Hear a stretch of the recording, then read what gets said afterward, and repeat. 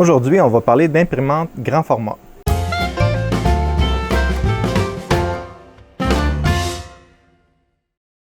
Bonjour et bienvenue dans le monde du Guaro Loco. Alors, vous voyez mes deux plus grosses imprimantes ici à l'arrière. J'ai la Mamorubot ou la Hieha, si on change de nom, SX4 à l'arrière. Et puis, j'ai ma Tevo Little Monster. On va parler un petit peu des avantages, inconvénients, puis quoi faire attention sur les imprimantes grand format, parce qu'il y a beaucoup de personnes qui me disent « Ah, j'aimerais savoir la CR10 qui fait 500 par 500 ou 400 par 400, ou j'aimerais savoir une imprimante comme la tienne pour imprimer des grosses choses. » Donc, on va regarder les bons et mauvais côtés, et puis quoi faire attention. Premièrement, la question la plus importante, est-ce que c'est le fun d'avoir une imprimante grand format? Oui, c'est vraiment le fun. Alors, c'est plaisant de pouvoir imprimer des grosses pièces sans être obligé de les assembler par la suite. Est-ce que c'est utile aussi? Moi, personnellement, je trouve ça utile parce que lorsque j'imprime, par exemple, j'ai fait une base pour mon imprimante, la GL1 MK1 qui est là. Puis, ou pour la Tornado, eh bien, j'ai pu l'imprimer d'une seule partie. Donc, c'est quand même intéressant. Ou parfois, je veux simplement faire un contenant ou quelque chose comme ça, comme je vais vous montrer une grosse pièce que j'ai imprimée. Alors, ça ici, non, ce n'est pas un casse romain pour un show médiéval, c'est pour une lumière. Alors, il y a une lumière qui va là-dedans, c'est un gros diffuseur que j'ai désigné, puis je l'ai imprimé d'une seule pièce sur la Mamorubot. Donc, moi, personnellement, je trouve ça très, très utile d'avoir des imprimantes grand format. Est-ce que c'est cher? Oui, en général, les imprimantes grand format sont beaucoup plus chères. Cette imprimante-là vaut 1000 $, celle-ci n'en vaut 1250 $ sans les modifications. Alors, elle, je n'ai pas fait beaucoup de modifications. Celle-ci, j'en ai fait quelques-unes. Mais oui, c'est des imprimantes qui sont normalement au-dessus de 1000 $. Au niveau de la qualité, bien, écoutez, la qualité, ça va dépendre. Hein? Lorsqu'on a une grosse imprimante, on veut imprimer plus rapidement. En imprimant plus rapidement, on perd la qualité. Mais si j'imprime à 40 mm par seconde, j'ai la même qualité sur ces imprimantes-là que sur une Ender 3 ou même à la limite quasiment sur la Ultimaker. Alors oui, je peux avoir de la qualité. C'est juste une question de vitesse d'impression, mais au niveau de la précision est là. L'autre question, Delta ou cartésienne? Les deux ont des pour et des contre. On va commencer par ces points techniques-là. On va commencer avec la cartésienne. La cartésienne est facile à configurer. Celle-ci est une Core XY. Lorsque vous allez dans les grands formats, je ne recommande pas, quand je parle de grand format, c'est 350 par 350 ou plus. Okay? Je ne recommande pas les plateformes ou les beds qui bougent. Ça donne énormément de coups sur le moteur, puis on va avoir beaucoup de ghosting. Je recommande plutôt un Core XY, c'est-à-dire c'est la tête qui bouge et c'est le plateau qui descend. Parce que la tête est beaucoup moins lourde que le plateau. Si par exemple j'ai une imprimante de 400 par 400 et le bed bouge, alors je vais être obligé de mettre un jerk et une accélération extrêmement bas ou de mettre des courroies vraiment très grosses ou des bearings linéaires pour pouvoir éviter d'avoir un mouvement dans le bed. Puis ça met beaucoup de pression sur les roues. Bref, je recommande d'avoir un Core XY pour les cartésiennes comme ça. C'est-à-dire que la tête qui bouge. Autre chose, au niveau du Delta, les Deltas sont très rapides, cependant sont beaucoup plus difficiles à configurer. Les Deltas au niveau du bed, parce que n'oubliez pas que la buse est portée à faire un genre d'arc comme ça sur le dessus du bed, donc je dois compenser. Faire la mise à niveau du bed est plus compliqué, mais cependant, une fois que c'est fait, comme celle-ci, j'ai pas de misère. Lorsque je change les pièces dessus, ça me prend 5 minutes puis elle est parfaitement droite. Donc, j'ai appris à connaître cette imprimante-là. Mais il y a moins de documentation, puis aussi, c'est un petit peu plus complexe à opérer. Mais une fois qu'on comprend comment ça marche, ça va très, très bien. Je peux imprimer beaucoup plus rapidement sur une Delta que sur une cartésienne. Le problème, Delta, celle-ci, les bras sont très, très longs. Alors, elle va être portée à avoir un petit peu plus de ghosting à très haute vitesse. Donc, mais si le ghosting n'est pas vraiment un problème, la Delta peut aller beaucoup plus vite. Donc, Delta ou cartésienne, moi je vous recommanderais, allez-y avec une cartésienne si vous n'avez pas besoin de la Delta. Si vous avez besoin d'imprimer à du 250 mm par seconde, allez-y avec une Delta, les cartésiennes vont avoir de la misère à suivre à cette vitesse-là. Donc la Delta, avec celle-ci, je peux imprimer au-dessus de 200 mm par seconde sans aucun problème. Cependant, je n'aurai pas beaucoup de qualité. Si par exemple c'est un cylindre ou un carré avec les coins ronds, autrement dit que je n'ai pas d'angle droit ou des choses comme ça, cette imprimante-là peut aller facilement au-dessus de 200 mm par seconde. Attention, attention, si vous avez une carte, par exemple une Gen L, si vous n'avez pas une carte 32 bits, vous avez une carte 8 bits, vous ne pourrez pas aller passer 120 ou 150 mm par seconde. le processeur n'aura pas le temps de processer les G-codes, principalement dans les courbes. Alors, certaines courbes étranges, où au lieu d'être simplement un changement d'angle, alors il va générer beaucoup de G-codes, du moins il va compiler beaucoup de G-codes, et puis là, vous allez voir, la tête va donner des coups. Celle-ci, c'est une carte 32 bits qu'il y a dedans. Celle-ci, c'est une carte 8 bits. Puis je le vois lorsque j'imprime, mettons, à 120 ou 140 mm par seconde. Sur les lignes droites, il n'y a aucun problème. Mais lorsque j'arrive dans des endroits qui ont des courbes, alors j'aurais besoin d'une 32 bits dans cette carte, dans cette machine-là. Mais c'est rare, j'imprime à 120 ou 150 mm par seconde sur la Mamorubot. Normalement, je vais imprimer autour de 80 mm par seconde. Puis ça prend le temps que ça prend. Tandis que celle-ci, quand je veux une grosse pièce rapide, alors c'est vraiment la machine pour ça. Je suis capable d'imprimer à 250 mm par seconde. Pas de qualité, là. Mais 250 mm par seconde, puis elle va suivre. Donc, delta ou cartésienne, je vous recommande premièrement cartésienne. Si vous voulez une delta, allez-y. Mais allez-y avec une bonne cartésienne. Une bonne delta, excusez-moi. Allez-y pas avec quelque chose de cheap, parce que vous allez avoir du trouble. Maintenant, qu'est-ce qu'il faut faire attention? Premièrement, le bed. Le bed est grand, va prendre du temps à chauffer. OK? Alors, si vous avez un bed de 400 par 400 comme elle, et puis qu'il prend 20 minutes à se rendre à 60 ou 70, c'est pas du tout agréable. Alors, on part l'imprimante 20 minutes d'avance, puis on espère que ça chauffe.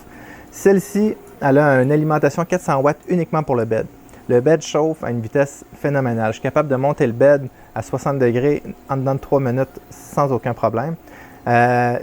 Tellement fort que le connecteur du bed avait fondu une fois. Alors, j'ai soudé les fils directement après le bed, puis j'ai plus eu de problème avec ça. Alors, c'est le seul gros problème que j'ai eu avec cette imprimante-là, le connecteur, qui était de mauvaise qualité. Puis, mais le bed chauffe extrêmement vite. Alors, tout le bed est chauffant. Je sais qu'il y a certains modèles de Creality qui a juste le centre du bed qui chauffe. Alors, soyez prudents. Si c'est seulement que le centre du bed qui chauffe, c'est sûr que vos pièces vont décoller. Hein. Alors, vous êtes aussi bien de ne pas le chauffer parce que vous allez avoir une différence de température entre les rebords et le centre. Cette imprimante-ci, je l'ai validée avec le pointeur laser et la température est égale partout. Celle-ci, c'est un bed de 350, celle-ci c'est 400 par 400, celle-ci c'est 350 mm rond. Et puis là, présentement, j'ai un Mamorubot de 320 par-dessus, c'est ce que j'avais. Mais c'est ce qu'il y avait en stock. Il aurait fallu que j'en fasse couper un spécialement pour moi, mais ça ne me tentait pas de payer pour ça. Tandis que celle-ci, il y a un Mamorubot aussi sur le dessus, 400 par 400. On va en reparler du Mamorubot tout à l'heure. Le bed chauffe très vite. Pour monter à 60 degrés, il va prendre à peu près maximum 3 minutes lui aussi. Très rapide. Alors, c'est quelque chose à prendre en compte, la vitesse à laquelle le bed chauffe. Un bed qui est très lent à chauffer, c'est vraiment désagréable. Aussi, comme j'ai dit tantôt, le bed ne doit pas bouger. Ça doit être un Core XY ou une Delta, mais passer 350 mm par seconde, je ne recommande pas du tout un bed qui se déplace. Maintenant, au niveau de la buse. Alors, la buse, c'est important. Pourquoi? Parce que si vous voulez imprimer rapidement, il faut que le filament chauffe. Si vous prenez une buse normale, un E3D V6 par exemple, qui n'est pas Volcano, et puis vous imprimez à du 150 mm par seconde, le filament n'aura pas le temps de chauffer. Vous allez voir la température de votre buse baisser énormément. Celle-ci a une buse Volcano. La buse Volcano, le bloc, au lieu d'être à plate comme ça, il est dans ce sens-là. Donc, ça chauffe sur toute la longueur et le cartouche est placé comme ça. Donc, le filament chauffe sur plus long et mon filament est capable de sortir à la bonne vitesse sans avoir de problème. Celle-ci, c'est une buse style Peak. C'est-à-dire que mon bloc de chauffe est très gros. J'ai une cartouche 80 watts dedans. Et puis, j'ai même pas de chaussettes dessus. J'ai pas besoin de chaussettes. Ma température est tout le temps stable parce que la cartouche chauffante est une 80 watts. En passant, sur cette imprimante-là ou sur n'importe quelle autre imprimante, si vous voulez imprimer rapidement, je vous recommande de mettre une cartouche 50 watts. Normalement, c'est des 40 watts, mais mettez des 50 watts, ça chauffe plus. Puis, surtout lorsque vous imprimez rapidement, ça aide beaucoup. Si vous avez une 40 watts avec un petit bloc de chauffe, pas de chaussettes, vous allez voir votre température qui va se promener. Mettons, vous l'avez mis à 210. N'oubliez pas que si vous imprimez rapidement, vous devez aussi augmenter votre température d'impression. Quand j'imprime à 225 mm par seconde sur celle-ci, je mets mon filament à 225, des fois à 230 du PLA. Puis, il sort correctement parce qu'il reste tellement pas longtemps dans la buse que j'ai besoin de monter beaucoup ma température pour avoir un filament qui va coller, qui lui va sortir à la bonne température. Tandis que là, j'imprime présentement, je dois être autour de 120 mm par seconde maximum. Puis j'ai mis la buse à 210. Puis, est-ce qu'il garde la température? On va regarder ça ici. Oui, la température est à 210 stable. Donc, j'ai pas de problème. Puis celle-ci, 210 stable aussi. Donc, excellent. Donc, la buse, super important, prenez pas une buse standard. Ça prend une buse Volcano ou une buse Steel Peak ou un autre système de buse qui va chauffer très rapidement le filament. Ensuite de ça, détecteur de filament. Ces deux imprimantes-là n'ont pas de détecteur de filament et c'est un problème. Souvent, lorsqu'on fait des longs prints, qui dit long print dit on peut manquer de filament. Donc, des fois, je suis obligé de prendre une bobine neuve, même si j'ai une demi-bobine, parce que j'ai peur de manquer de filament. Donc, mettez des détecteurs de filament. Je pourrais en rajouter sur ces deux-là. C'est une question de paresse que j'en ai pas installé, mais je pourrais facilement en installer. Donc, détecteur de filament, c'est super important. Et assurez-vous aussi que lorsqu'il manque des filaments, de le configurer, si vous pouvez, si vous avez accès au firmware, pour que le bed reste chaud. Si le bed refroidit, par exemple sur le Mamorubot, elle va décoller, elle ne se recollera pas pour le départ de l'impression. Donc, vous devez vous assurer que la tête va aller se parquer dans son home, si on veut, ou peu importe où vous le mettez. Puis, que le bed reste chaud, c'est super important. Sinon, ben, ça ne sert pas à grand-chose. Votre pièce va être décollée et ça va finir là. Donc, PSU, l'alimentation. Les deux ont des grosses alimentations dessus. Elle, ce qui est plaisant, bon, il est en haut, puis j'ai deux prises USB dessus. Je peux alimenter des caméras ou autre chose. Là, présentement, j'ai mis des lumières dessus pour pouvoir éclairer l'impression. Mais puis celle-ci a deux alimentations. Elle a une alimentation de 420 watts et une alimentation de 150 watts pour la carte mère et la buse. Celle-ci, je ne me rappelle pas c'est combien de watts, mais il est assez puissant aussi. Donc, assurez-vous d'avoir une alimentation adéquate pour ça. Ensuite de ça, c'est intéressant aussi de pouvoir imprimer avec un caisson. Cette imprimante-là est facile à fermer. Et puis celle-ci est quand même pas trop pire à fermer. Il y a juste le dessus qui est un peu compliqué, mais je pourrais fermer les côtés. Parce que lorsque je fais une grosse impression, je ne veux pas nécessairement avoir du wrapping après ma pièce ou si je veux faire une grosse pièce en ABS, j'ai besoin d'un caisson. Celle-ci est facilement fermable. Les deltas sont facilement fermables, tandis que celle-ci, il faudrait que je le mette à l'extérieur. Alors, pour le devant, derrière, c'est facile. Sur le côté, j'ai juste besoin de souffler un peu mes côtés. Donc, c'est assez facile. Si c'est une imprimante que le bed bouge, une cartésienne que le bed bouge, c'est plus compliqué de mettre un caisson, surtout dans ces formats-là. Ça prend de très, très gros caissons pour faire ça.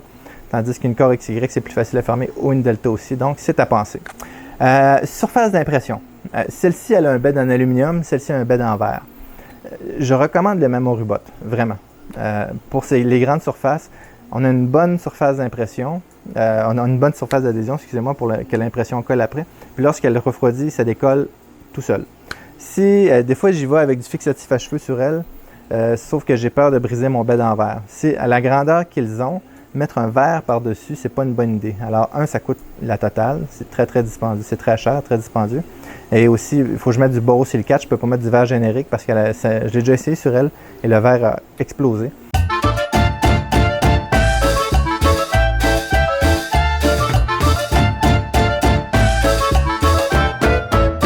Bonjour et bienvenue dans le monde du Guero Loco.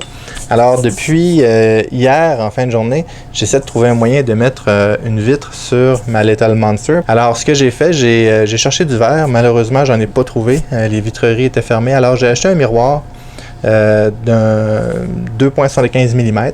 Et puis pour m'assurer que tout allait être correct, j'ai monté le bed à 90 degrés Celsius. Et devinez ce qui arriva, un choc thermique. Alors, on voit ici que je sais pas si vous voyez bien là, mais ça ressemble à une carte du monde présentement.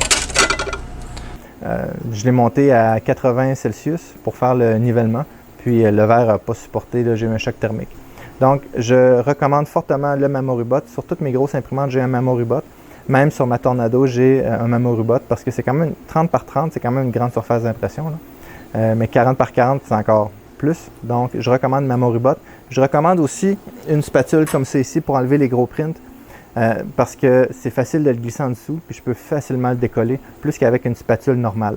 Oui, c'est une spatule qui vaut 30 $, mais je vous le dis, vous ne le regretterez pas. Si vous faites beaucoup d'impressions, cette spatule-là a sauvé vraiment beaucoup d'impressions parce que souvent, surtout quand on imprime par exemple des vases ou quelque chose de même, on décolle un coin et puis il va y avoir un délaminage à cause de l'angle. Bref, c'est ça. Avec le Mamorubot, normalement, ça décolle assez bien, sauf que des fois, ça peut rester collé un petit peu trop si ma buse est trop proche. Donc, je fais juste passer ça pour le décoller. Je recommande vraiment ces spatules-là. Je vais mettre le lien. C'est Bultac en passant qui les fait, là. Je vais mettre le lien dans les notes de la vidéo. Puis, je ne suis pas commandité pour Bultac pour faire la présentation de leur spatule. C'est juste que je les trouve vraiment cool. J'en ai deux. Je les ai juste aiguisés un petit peu pour qu'ils glissent mieux en dessous des pièces. Puis c'est vraiment génial. Ce n'est que ces spatules-là que j'utilise. Ensuite de ça, matériaux spéciaux. Est-ce qu'on imprime des matériaux spéciaux avec ça? Ben oui, définitivement. Des fois, j'imprime des grosses pièces en PETG ou en ABS. Alors, principalement, je vais utiliser elle. Pourquoi? Parce que j'ai mis un full métal dedans. Tandis que celle-ci, je ne peux pas monter au-dessus de 250, mais je pourrais la modifier. Alors, celle-ci, c'est une buse Volcano.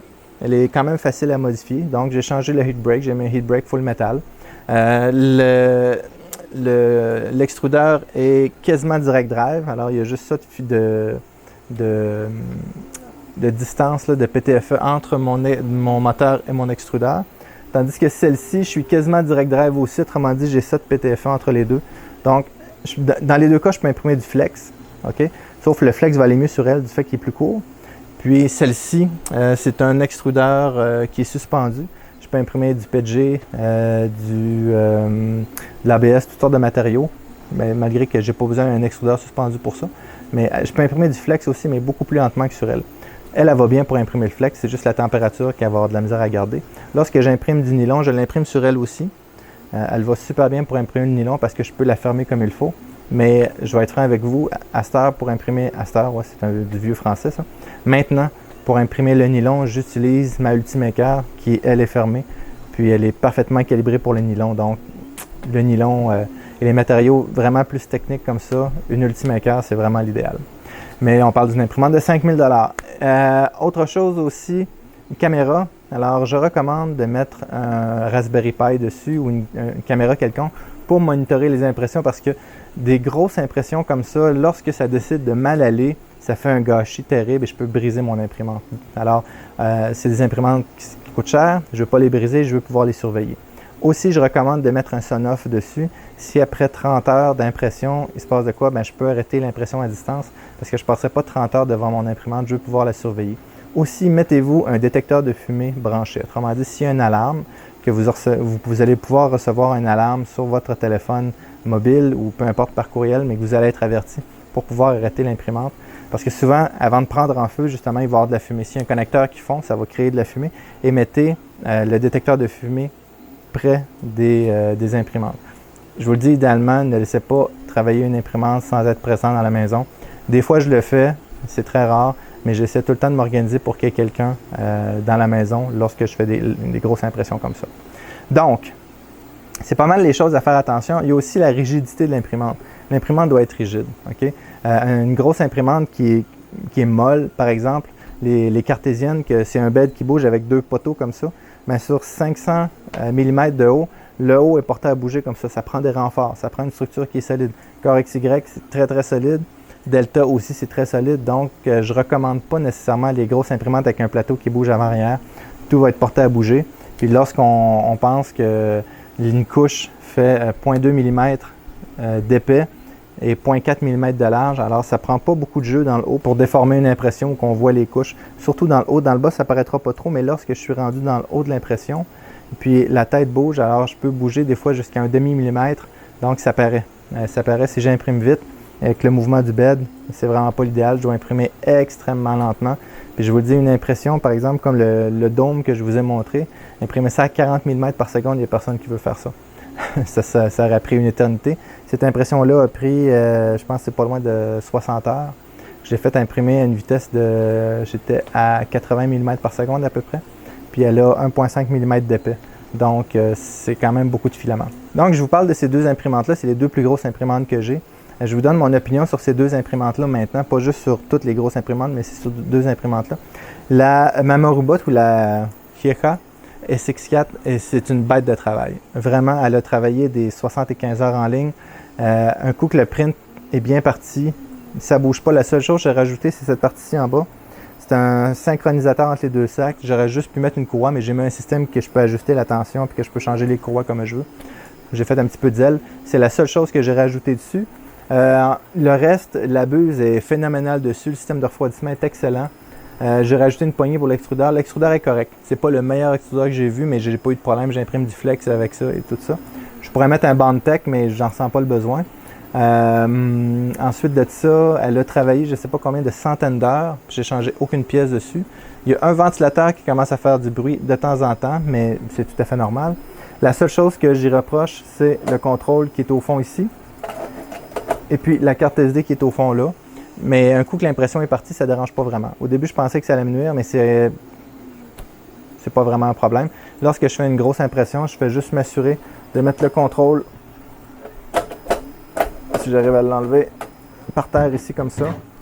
Comme ça, si j'ai besoin d'y accéder puis que le bed est rendu à cette hauteur-là, ben, je peux y accéder par en dessous ou je le mets sur le côté. Je peux le sortir ici sur le côté aussi. Comme ça, tout simplement. Il faut faire attention pour pas que le bed accroche après. Donc, c'est pas vraiment un problème. J'avais pensé de rallonger les fils, mais c'est pas vraiment nécessaire. Alors, si vous voulez une imprimante grand format, celle-ci, je vous la recommande vraiment. La buse est un petit peu différente. Mais vous pouvez commander des buses sur le site de Mamorubot, donc c'est pas trop un problème, ou de Yeka, on peut avoir les pièces. Le reste des pièces est pas mal standard. Je pourrais aussi changer la tête pour mettre un Volcano, ce serait pas un problème. Elle vient avec un BL Touch et j'ai même jamais updaté le firmware dessus, c'est un Marlin 1.1.8 qui est dessus si je me souviens bien.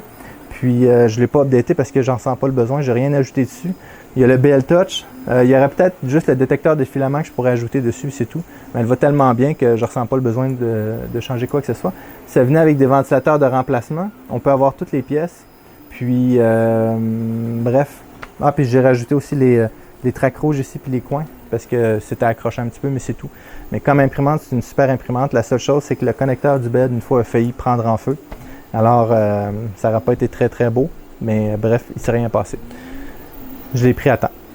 Celle-ci, la Little Monster, ça a été une de mes premières imprimantes, ma première Delta. J'ai réussi à la faire marcher peut-être en une semaine maximum, à trouver comment faire le niveau, tout ça. Je sais qu'il y a certains YouTubers qui ont eu énormément de misère à la faire marcher. Moi, ça a été super bien. J'ai eu aucun problème avec cette imprimante-là. Alors, ce qu'il faut savoir, c'est que pour ajuster les homes, okay, lorsqu'elle fait son home, c'est important pour qu'elle soit bien droite. C'est des petites vis en haut ici. Il y a 3 petites vis qui viennent avec des détecteurs optiques en haut. C'est eux qu'il faut ajuster. Alors, si j'ai l'impression que mon bed est croche, c'est pas mon bed, c'est que mon home n'est pas bon. Alors, quand je fais mon home, il faut que je regarde quel des 3 points est trop haut, trop bas, et puis que je resserre ou je desserre ma vis. Puis ça, au lieu de bouger le bed, je bouge mes vis du home. Okay? Au lieu de déplacer, parce que j'en ai vu même qui essayaient de chimer leur bed pour remonter le bed d'un côté ou quelque chose de même. Mais c'est pas ça qu'il faut faire, c'est simplement les vis ajoutées ici. À part de ça, j'ai changé l'extrudage. Au lieu de prendre celui de Tevo, j'ai pris le vrai extrudeur de E3D parce que je m'en sers énormément. Puis celui de Tevo, le bearing était tout le temps brisé, tandis que depuis que j'ai mis celui de E3D, ça va super bien. Donc un vrai extrudeur Titan. J'ai changé la buse plusieurs fois parce que j'ai imprimé avec des filaments vraiment très abrasifs. J'ai dû changer à peu près une dizaine de buses au moins.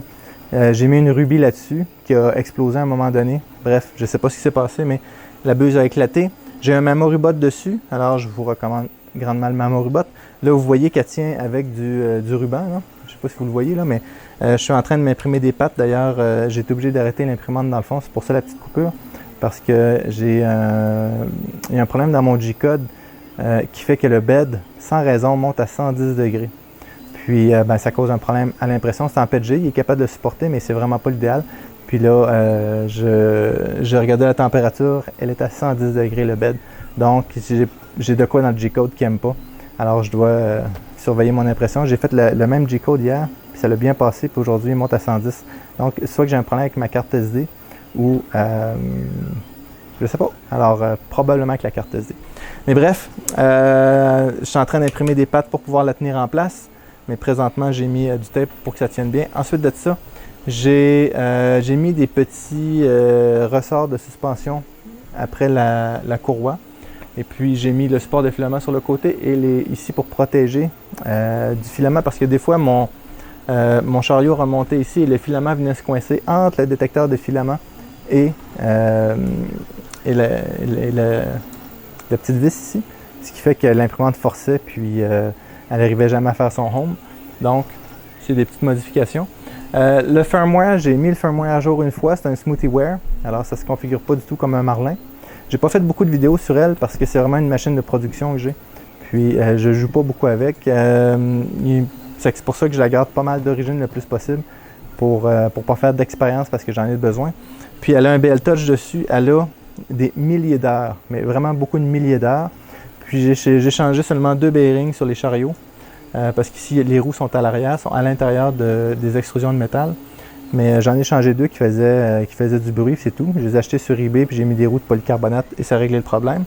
Puis à part ça, j'ai mis du TL Smoother dessus, puis des Silent Block, c'est tout.